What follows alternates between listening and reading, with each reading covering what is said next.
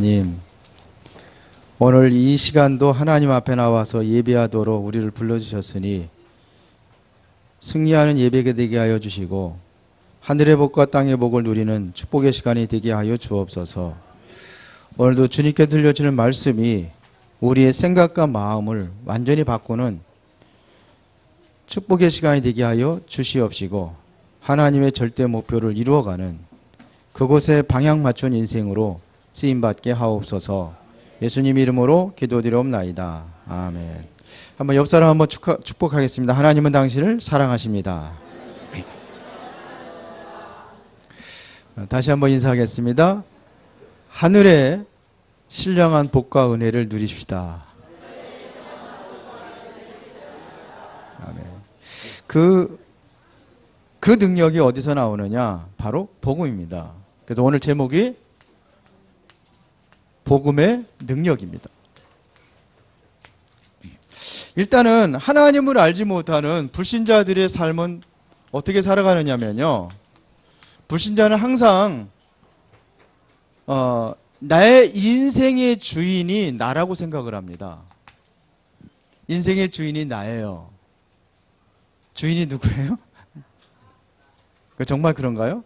불신자들은 이렇게 살아가요. 내가 인생의 주인이요, 내 인생 내가 책임져야 된다고 이렇게 얘기합니다. 그러나 여러분들의 인생의 주인은 여러분들이 절대로 될 수가 없습니다. 여러분의 인생은 여러분들이 책임질 수가 없어요. 그렇죠? 조그만 충 하나 먹어도 여러분들은 괴로워하고 힘들어합니다. 누가 충이 먹고서 충으로다가 고통당하기를 원합니까? 그런데 그렇지 않거든요. 감기 기운 한 번만 들어보세요. 그들 고통받고 힘들었는데, 근데 불신자들은 내가 주인이라고 생각을 합니다. 그러니까 인생의 모든 삶의 기준이 뭐냐면 나를 위해서 살아가는 겁니다. 그것이 바로 뭐냐? 그래서 돈도 버는 거고, 그래서 우리가 세상에서 살아가는 겁니다. 이게 불신자들입니다. 그리고 자신의 목표를 위하여 달려갑니다. 그게 바로 성공입니다. 이렇게 살아갑니다.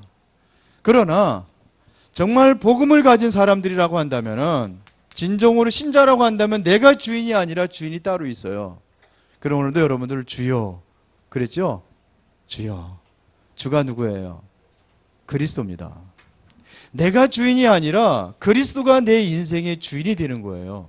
그러면 나의 물질과 나의 어떠한 우리 위에서 살아가는 기준이 아니라 인생의 기준이 틀려지게 되어 있습니다. 나를 위한 인생이 아니요, 누구를 위한 인생이냐? 하나님을 위한 인생이 되는 거예요. 그리고 나의 성공이 아닙니다.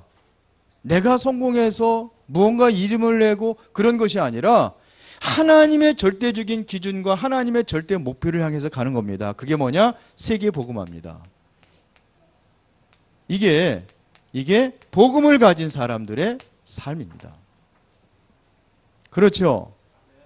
결국은 나를 위해서 살고 물질과 세상 것을 위하여 살아가고 나의 성공을 목표로 살아가고 있는데, 결과는 어떻게 되느냐? 이렇게 살았으면 이거 모든 것을 누려야 되는데 결과는 재앙으로 닥치게 되어 있습니다.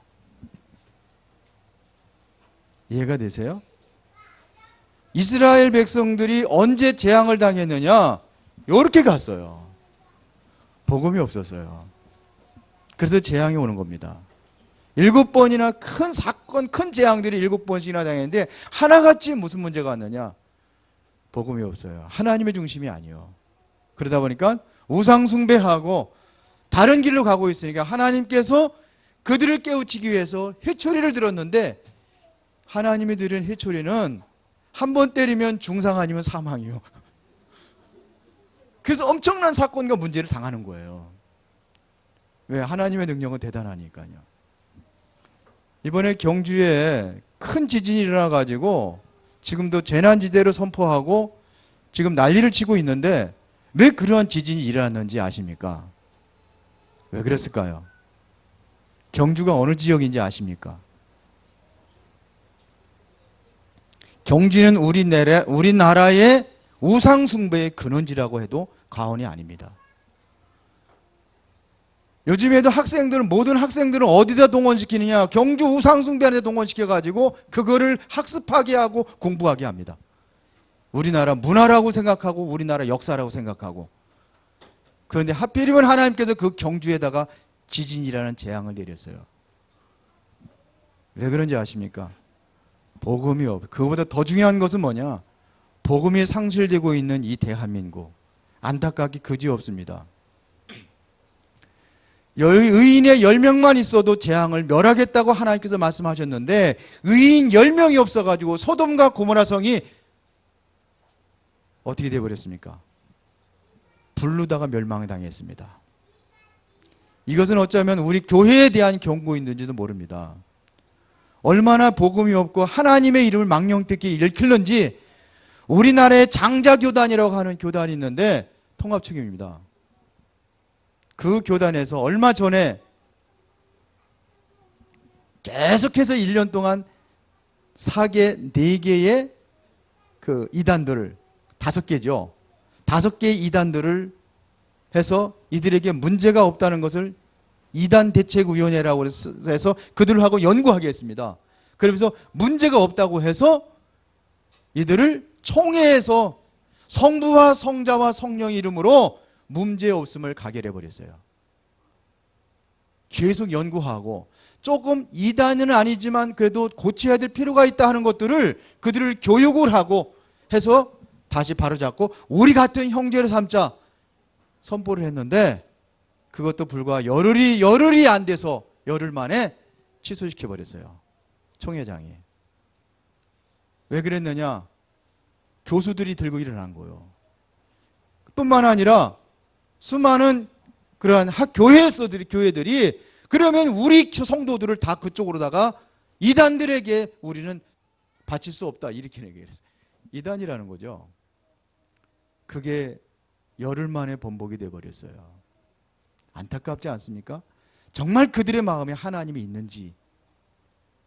이단에 누명에 썼다가 그들이 해방되니까 울면서 기쁨으로 하나님을 찬양하고 그랬는데 그거보다 더 어이없는 것은 열흘 만에 이단 누명을 다시 묶어버렸어요. 기가 막히죠. 성부와 성자와 성령의 이름으로 선포하고 인간들 자기 마음대로 그거를 해지하고 이게 무슨 하나님 믿는 사람들입니까? 그러니까 이 땅에 재앙이 올 수밖에 없고 교회가 비난거리가 되고 조속거리가 될 수밖에 없던 이유 뭐예요? 중심이 복음입니다. 복음이 없어요. 정말로 안타깝기 그지없는 실정입니다. 그러나 진정으로 이 복음의 맛을 본 사람들은 다릅니다. 모든 것이 하나님의 절대적인 주권 속에 방향 맞추고 그것을 향해서 갑니다. 예수님께서 베드로를 불렀을 때에 나를 따라오너라 내가 너희로 사람 낚는 어부가 되게 하리라.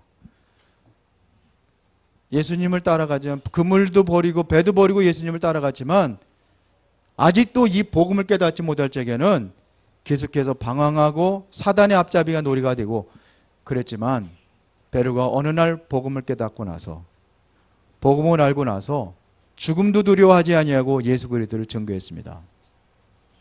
바울이 복음의 맛을 보지 못했을 적에는 복음을 대적자로 그가 앞장서서 그 교회를 핍박하고 예수 믿는 사람들을 다 잡아다가 감옥에다 가두고 이런 데 앞장섰던 바울이 복음을 알고 나서 복음을 깨닫고 나서 완전히 인생이 달라져 버립니다. 어떻게 해요? 자신은 죽음도 두려워하지 아니하고 복음을 전도하는 복음 증거하는 데 앞장서서 일을 합니다. 이것이 초대교회예요. 바울만 그런 것이 아니고 베드로만 그런 것이 아니라 초대교회 성도들이 모두가 다 그랬습니다. 죽어도 괜찮다는 겁니다. 뭘 봤어요? 복음의 맛을 봤어요. 다시 말하면 복음의 능력을 본 겁니다. 이 능력을 체험한 겁니다. 그랬더니 달라져 버렸어요. 로마서 16장 일꾼들이 어떤 일꾼들입니까? 이 복음의 맛을 본 사람들입니다. 그래서 교회를 위하여 복음 증거를 위하여 세계 복음화를 해서 자기 생명도 아끼지 아니하고 어떤 사람은 식주인으로, 어떤 사람은 동역자로, 어떤 사람은 보호자로 전도자를 돕는 일에 앞장을 섰습니다. 자기 인생에 자기 나를 위해서 물질과 세상 중심이 아니라 이런 것들을 전부 다 배설물로 여기고 복음을 위해서 일평생을 헌신하는 사람들이 돼버렸다는 얘기입니다.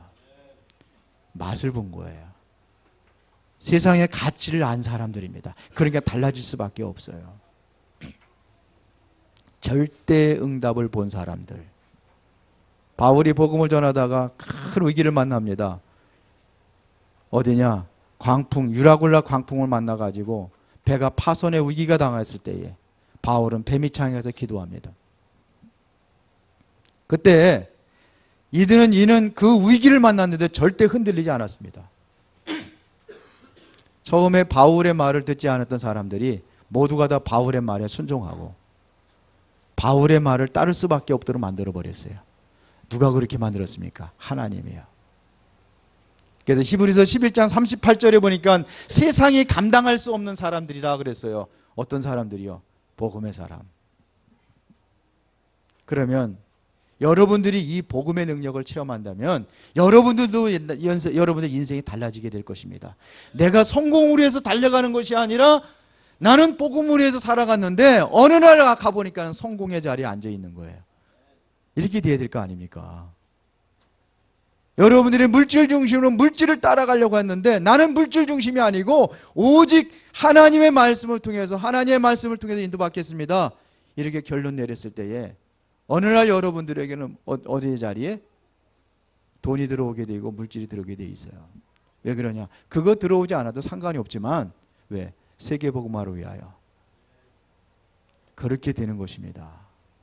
자, 그러면 이 복음의 능력은 어떤 능력이 있느냐? 복음은 모든 사람을 구원하는 능력이 있습니다. 구원의 능력이 어디 있어요? 복음 안에 있습니다.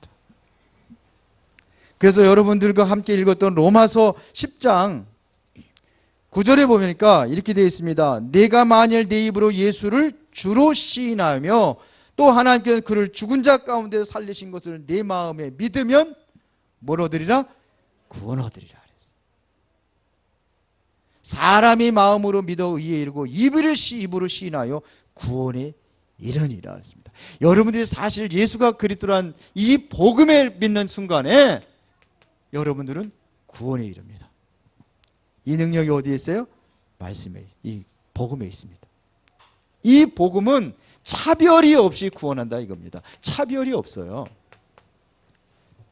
그래서 11절에 보니까 성경이 이르되 누구든지 그랬어요.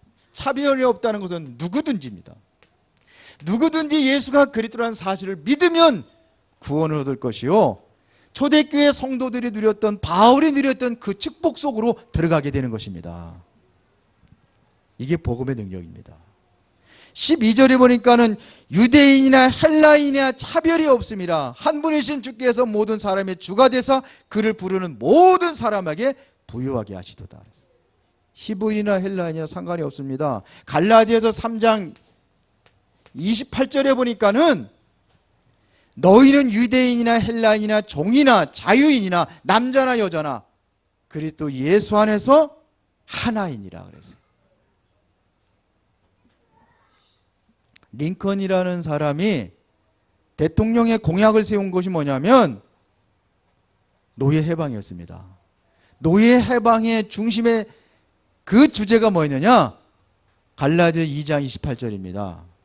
유대인이나 헬라인이나 종이나 자유인이나 남자나 여자나 그리스도 예수 안에서 하나이니라. 똑같은 인종이다 이거예요. 그런데 불가능할 것 같은 그곳에서 링컨이라는 사람이 대통령이 당선이 되어버렸습니다. 어떻게 가능합니까? 복음의 능력입니다. 이 복음의 능력을 믿으십니까? 상관이 없어요. 여러분들이 이 안에서 구원받았다는 것은 이 자체가 정말로 하나님의 은혜라는 겁니다. 그래서 에베소 2장 8절에 보니까 너희가 그 은혜를 인하여 믿음으로 말미암아 구원 얻었나니 이것이 너희에게서 난 것이 아니요 하나님의 선물이라 그랬어요. 행위에서 난 것이 아니 누구든지 자랑하지 못하게 하려 함이라. 행위에서 난 게 아니에요. 하나님의 은혜로. 예수가 그리스도라는 사실이 믿어지십니까? 그러면 하나님의 은혜로 여러분들이 구원에 이르신 겁니다. 하나님의 자녀가 된 것입니다.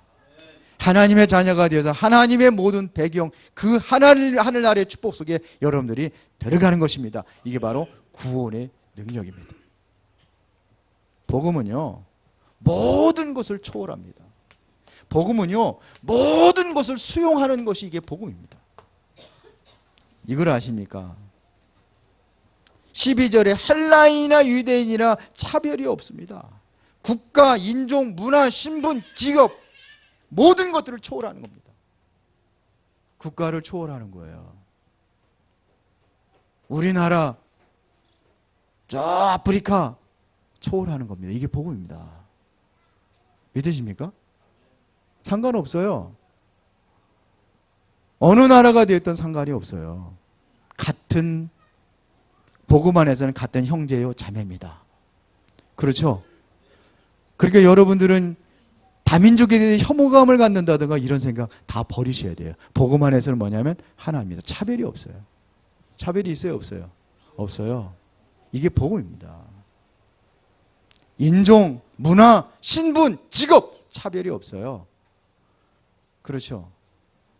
똑똑하고 못나고 차별이 없는 게 복음입니다. 그렇죠? 출애굽기 12장 38절에 보니까 이스라엘 백성들이 애굽에서 노예에서 완전히 해방될 때에 유대인들만 나온 게 아닙니다. 거기에 보면은 수많은 잡족이 함께 나왔다고 되어 있습니다. 잡족이 뭡니까? 유대인, 순수한 유대인들이 아닌 다른 족속들도 같이 나왔다는 거예요. 처음 들으시는가 보다.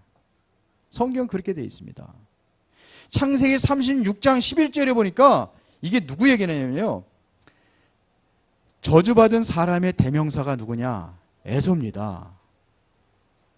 그런데 에서는 아들 가운데에서 엘리바스라는 아들이 있어요. 여기에 보면 엘리바스에게는 첩도 있고 여러 명의 또 아들들이 있습니다. 에서의 아들이 엘리바스, 여덟 아들 중에 엘리바스, 엘리바스의 아들 중에 또 누가 있느냐면 아멜렉이라는 사람이 있어요. 아멜렉이 누구죠? 이스라엘 나라를 그렇게 괴롭혔던 에돔 족속입니다. 그런가 하면 누가 하냐? 그나스라는 사람이 나옵니다. 모든 걸 초월하는. 이것만 볼게요. 그나스. 그나스가 누군지 아십니까? 여호수아 14장 16절에 보니까 그나스가 누구냐? 여기에 잘 나와 있습니다. 여기 보면 그나스 사람, 그니스 사람인데 그나스랑 같은 사람입니다. 그니스 사람 여분네 아들 갈렙 이렇게 나왔어요. 세계복음화에 쓰임 받았던 사람 갈렙. 어디서 나왔어요? 저주의 대명사 누구? 에서의 후손이에요. 거기에서 누가 나냐? 세계복음화에 쓰임 받는 사람이 나왔어요. 그런가 하면은 세계복음화를 계속해서 방해했던 사람 대적자, 거기도 에서의 후손이에요. 기가 막히죠. 복음은요, 모든 것을 초월하고 모든 것을 수용합니다. 또 어디까지 수용하느냐면요, 잘 보세요. 예수님께서는요, 율법으로 맺던 현장에다 가늠하다 잡힌 여인, 현장에다 가늠하다 잡힌 여인은 반드시 모세의 율법에 의하면 돌로 쳐 죽여야 되는 거예요. 수많은 사람들이 예수님을 끌고 나왔습니다. 어디로요? 예수님 앞으로 나와서 이 사람을 돌로 쳐 죽이려고. 그래서 얘기합니다. 이 사람을 모세의 율법에 의하면 돌로 쳐 죽여야 된다고 그러는데 당신은 사랑 용서하는데 율법을 어긴 이 여인을 살려야 되겠습니까? 이런 얘기예요. 근데 예수님께서 뭐라고 그러셨어요? 잘못하면 율법을 어긴다고 해서 오히려 예수가 돌에 맞아 죽어야 될 형편이에요. 그때 예수님께서 말씀하십니다. 너희들 중에서 죄 없는 자가 먼저 돌로 쳐라. 현장에다 가늠에다 잡혀있는 여인, 율법에 의하면 반드시 사형을 받아야 될 여인, 그것도 살리는 게 뭐예요? 복음이에요. 이게 복음의 능력입니다. 현장에다 가늠에다 잡혀있는 여인도 수용하는 거예요. 누가복음 24장 43절에 보니까 예수님께서 십자가 못 박혀 죽으실 때에 강도 두 사람이 함께 오고박혀 죽는 거예요. 그 사람은 뭐 하는 사람이냐? 강도들이에요. 강도인데도 예수님께서 한 사람을 구원시켰어요. 왜? 믿으니까. 너는 오늘 나와 함께 낙원에 있으리라. 이게 복음의 능력이요. 여러분들은 어떻게 사십니까? 조금만 이상한 거 보이면 여러분들은 눈총 주고 흘기고 그렇게 살지 않습니까? 비난하고 정죄하고 상처 주고 이렇게 살지 않습니까? 그런데 예수님은 이 복음은 아니에요. 복음은 그런 것도 수용하는 게 복음입니다. 마태복음 5장 38절 44절에 보면 악한 자가 오른뺨을 치면 왼뺨도 돌려대라 그랬어요. 왼수가. 여러분들 한번 오른뺨을 치는 게 더 강할까요? 왼뺨 채 얻어맞는 게 더 강하게 얻어맞겠어요? 왼뺨이죠. 오른뺨은 왼손으로 치는 거 약해. 그런데 왼뺨 튀려면 오른손으로 치는 거 얼마나 강하겠습니까? 그뿐이 아니에요. 속옷을 달라고 하면 겉옷까지 내어주라 그래. 속옷이 비싸요? 겉옷이 비싸요? 예? 속옷은요, 암만 비싸도 얼마 안 가요. 그런데 겉옷은요, 하나에 몇십만 원씩, 어떤 건 몇백만 원씩 하는 것도 있어요. 그런데 그것까지 주라. 이게 복음이에요. 오리를 강제로 오리를 가져가면은 심리까지 동행하라. 이게 복음이에요. 이거 아십니까? 이게 복음이요. 한없는 용서. 베드로가 나와서 얘기합니다. 예수님 7번 용서하면 많이 용서하는 것. 이 정도 용서하면 되겠습니까? 예수님께서 뭐라고 그랬습니까? 아니다. 7번씩 70번도 용서하라. 이게 복음이에요. 여러분들 얼마나 용서하고 사십니까? 얼마나 용서하고 사세요? 조그만 거 잘못한 거면 꼬투리기 잡아가지고 이 사람 저 사람 날르면서 그냥 그 사람을 비난하고 왕따시켜버리고 완전히 매몰시켜버리려고. 이게 악한 사람들 그 편에 서지 마시기 바랍니다. 복음의 능력입니다.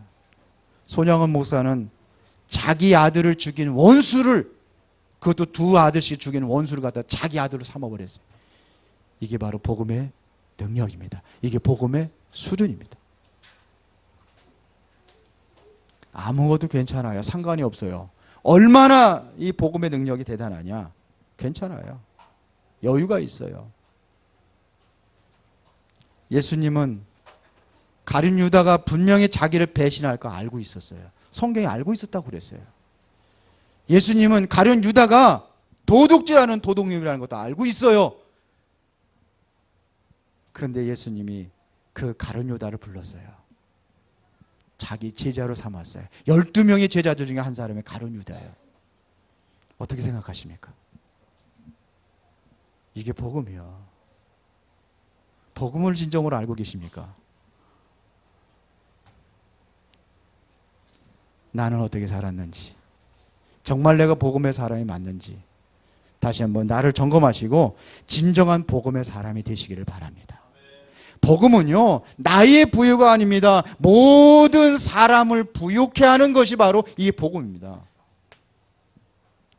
오늘 10절에 12절에 나와 있잖아요. 뭐라고 되어 있습니까?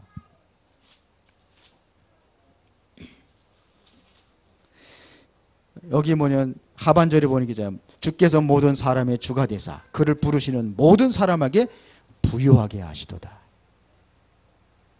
복음이에요. 맞습니까? 더 큰 능력이 있습니다. 복음의 능력 중에서 더 큰 능력이 뭐냐면 이 복음의 능력을 전달하는 자에게 더 큰 능력이 임한다고 성경은 말하고 있습니다. 그래서 14절에 보니까는 전하는 자가 없으면 어찌 들으리요 그랬어요. 듣지 못한 일을 어찌 믿으리요, 이겁니다. 그러면서 전하는 자가 없으면 어찌 들으리요. 이게 복음이에요. 하나님은 이 복음이 계속해서 전달되기를 원하시는 것이 바로 하나님의 절대 목표입니다. 이게 바로 전달하는 전도의 능력입니다.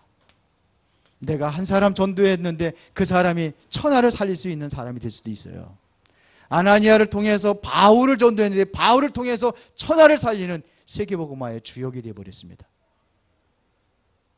한 사람 다민족을 살렸더니 그 사람이 그 나라를 살린 역사들이 일어납니다. 이게 전도의 능력입니다. 능력의 확산입니다. 이게 뭐냐? 전도입니다. 맞습니까? 전도는 가장 좋은 소식이다 그랬습니다. 세상에서 가장 좋은 소식이 뭐냐? 이 복음을 듣게 하는 겁니다. 그렇죠? 그래서 자꾸 이게 넘어가는데요. 선풍기 바람에 15절에 되어 있습니다. 보내실 보지 아니면 어찌 전파리요. 기록된 바 아름답도다 좋은 소식을 전하는 자들의 발이함과 같으니라 그랬어요. 좋은 소식을 전도하는 그 발걸음이 아름다운 발걸음입니다. 전도를 안 해봐서 모르지. 그러니까 아멘이 안 나오지. 가장 아름다운 발걸음이 무슨 발걸음이에요? 복음 전하는 발걸음. 이번 캠프에 다 참여하시고 여러분들 전도 대상자를 놓고 기도하시고 그게 능력 중의 능력입니다. 그렇죠? 전도 캠프 한다니 나라가 상관이 없어. 이름도 안 적어놓은 사람들 아직도 수두룩해. 그래서 하나님의 능력 속에 들어가시기를 바랍니다. 하나님의 능력과 상관없이 사시 마시고 하나님의 능력으로 사시기를 바랍니다. 이게 뭐냐면 전도입니다. 가장 좋은 소식을 전하는 발걸음이에요. 예수님께서 탄생하실 때에 한밤중에 양떼를 지키는 목자들에게 나타나셔서 이렇게 얘기합니다. 보라, 내가 온 백성에게 미칠 큰 기쁨의 좋은 소식을 전하노라. 오늘날 다윗의 동네에 너를 위하여 구주가 나셨으니 곧 그리스도 주시니라. 좋은 소식. 뭐예요? 전도입니다. 마태복음 28장 12절부터 20절에 보니까 하늘과 땅의 권세가 나타난 하늘, 땅의 권세. 이 권세가 임하는 곳이 어디냐? 전도 현장입니다. 예수님께서 말씀하셨잖아요. 마태복음 28장 18절에 하늘과 땅의 모든 권세를 내게 주셨으니 그러므로 너희는 가라. 그 능력과 무슨 상관이 있단 말입니까? 근데 뭐라 그럽니까? 내가 세상 끝날까지 너희와 항상 함께 있겠다. 항상 함께 하늘과 땅의 권세로 역사하는 것이 바로 전도입니다. 맞아요? 이겁니다. 사도행전 1장 8절에 보니까 땅끝까지 이르러 내 증인이 되리라. 그게 뭡니까? 오직 성령이 너에게 임하실 때, 하나님의 능력이 임할 때. 이게 능력이에요. 능력 중에 능력이 뭐예요? 전도입니다. 결론 내리겠습니다. 복음의 사람은 어떤 사람이냐? 복음의 사람은 세상에서 가장 수준 있는 사람입니다. 복음의 사람은 세상에 가장 수준이 있고 가치 있는 사람이에요. 세상에서 가장 가치 있는 사람이 어떤 사람이냐? 바로 복음의 사람입니다. 오늘 이것만 봐도 여러분들 알 수 있어요. 왜 그러냐? 여러분들이 복음을 들었다는 자체가 바로 하나님의 은혜예요. 여러분 하나님의 은혜 속에 있는 자입니다. 그렇죠? 하나님의 은혜 속에 있는 자입니다. 하나님의 은혜 속에 있다는 것은 모든 것을 소유한 사람입니다. 그래서 그리스도는 모든 것입니다.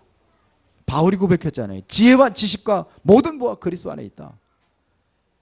그렇다면 모든 것을 가지고 있다면 그리스도로 여러분들은 충분해야 됩니다. 다른 거 없어도 그리스도 충분해야 돼요. 그렇죠? 그리스도는 완전한 것입니다. 부족한 게 없는 겁니다. 완전한 것입니다. 이거를 여러분들 소유한 거예요. 이거를 가지고 여러분을 통해서 하나님의 능력으로 살기를 원하십니다. 그게 뭐냐면 전도입니다. 하나님의 능력을 내 것으로 만드는 게 뭐냐? 이게 바로 전도라는 이야기입니다. 이해가 되세요? 오늘 복음을 들었다면, 여러분 복음의 사람이 많다면 나는 이제 아무 문제가 없구나. 이런 결론이 나와야 돼요. 그런 결론이 나오십니까? 원수도 사랑할 수 있는 그런 여유와 수준이 있는 거예요. 오히려 원수를 베푸는 자가 이게 바로 복음 가진 사람입니다. 그 은혜와 능력 속에서 능력 속에 여러분들 사시고 이 능력으로 여러분들이 세상을 정복하는 바울과 같이 쓰임받는 여러분이 되기를 예수의 이름으로 축원합니다. 기도하겠습니다. 살아계신 하나님 아버지, 크신 사랑과 은혜의 진심으로 감사를 드립니다. 복음은 모든 것을 초월하고 모든 것을 수용하는 능력이 있습니다. 이 능력을 전달하는 자가 바로 능력 중에 능력의 사람입니다. 하나님의 사람은 세상에서 가장 수준 있고 가치 있는 것을 소유한 자들입니다. 이제는 복음의 최고의 가치와 수준을 가지고 살아가기를 원하는 모든 성도들에게 하늘의 능력과 권능으로 함께 역사하여 주옵소서. 예수님 이름으로 기도드리옵나이다. 아멘.